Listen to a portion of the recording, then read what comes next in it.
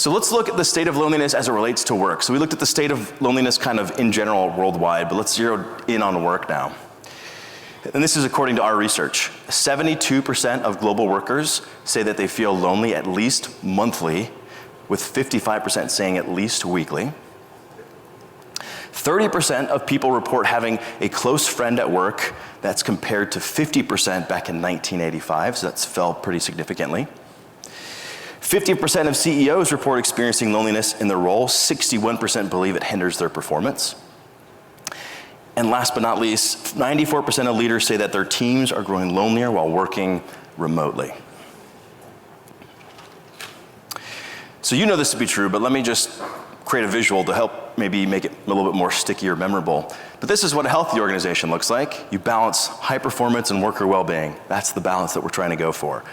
Too often in our work, we see it being out of balance, right? There's organizations that are hyper-focused on performance and they sacrifice their worker well-being, and that leads to a high turnover, massive burnout. Or the other is true. They're just catering to all of the whims of the team, but they're not performing, and thus those businesses go out of business. So we gotta find this balance. And that, my friends, is why I think it's wonderful to address loneliness. Because if we address it, worker well-being improves.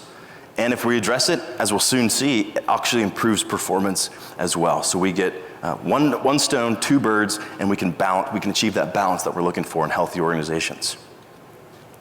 So here's the impact, and I shared some of these at the top of our time together.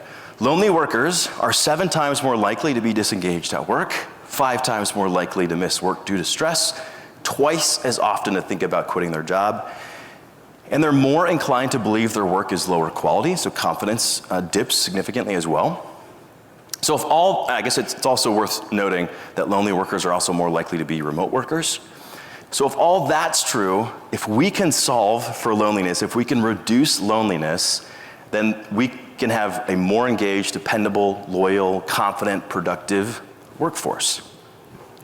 Now, I don't want to burst anybody's bubble here, but loneliness can't be solved, right? It's not a problem necessarily to solve because, again, it's useful and it's universal for us. What it is, it's a tension to manage. We're always going to have to manage it as a tension. We're not going to solve it as a problem. We have to manage it as a tension.